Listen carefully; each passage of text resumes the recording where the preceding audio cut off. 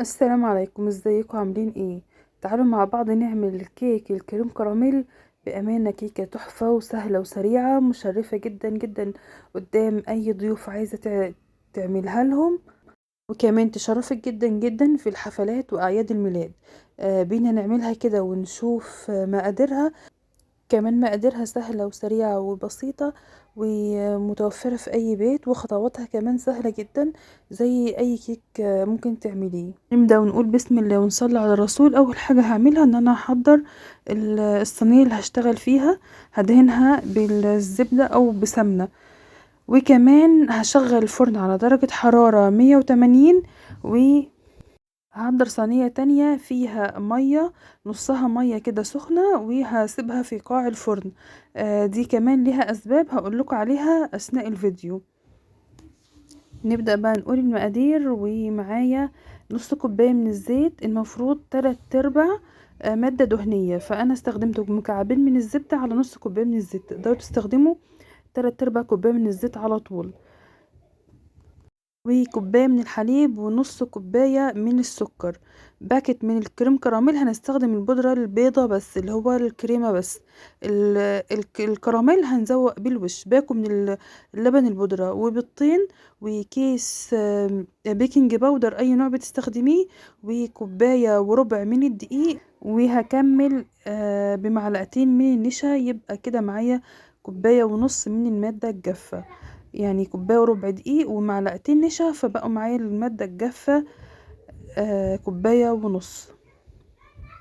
هنخلهم كويس في بولة، واضيف عليهم البيكنج باودر ورشة من الملح، وانخلهم كويس.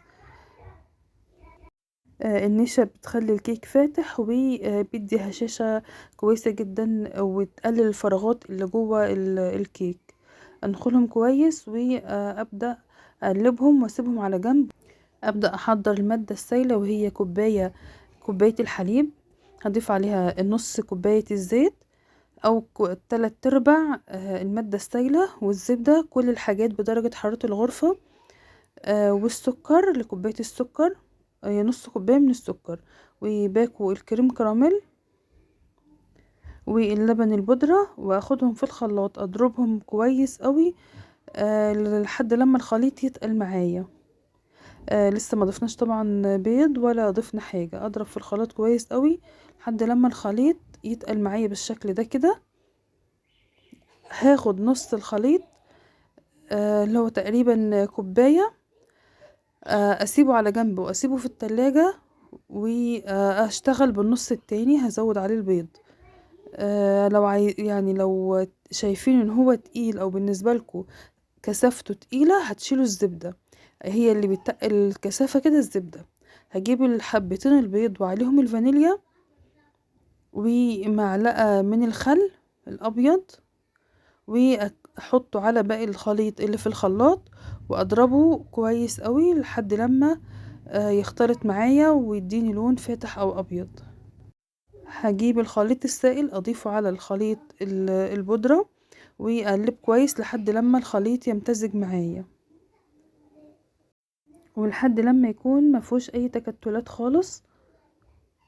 لو معاكوا طبعا كل نوع دي بيختلف شوية، لو كان تقيل شوية صغيرين ما تقدروا تخففوا بشوية لبن او بشوية مية، بس هو كان مظبوط. هبدأ انزله في الصينية اللي تدخل الفرن درجة حرارة 180 لحد لما قعدت في الفرن 35 دقيقة، لان هما شوية صغيرين يعني مطولتش في الفرن.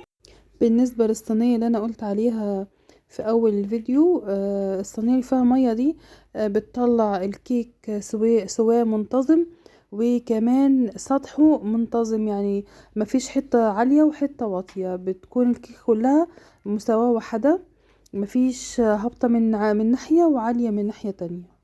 وكمان علشان الألمنيوم بيوزع الحرارة بشكل منتظم، فالكيك كأنك تبقي مسوياه يعني في صينية ألمونيا مش في البايركس، فبيديكي أحيانا ممكن تلسع أو بتكون مش منتظمة في توزيع الحرارة زي الألمونيوم. عملت اختبار التسوية وطلعت طبعا من غير اي الخلة يعني طلعت نظيفة ما فيهاش اي سوائل. خرميها بقى بشوكة او بالخلة زي ما انا بعمل كده. علشان هنحضر خليط تسقية، وهي نص كوباية كده من اللبن هحليها بشوية من سكر او بعسل، واسقي بيها الكيك علشان تبقى طرية معايا.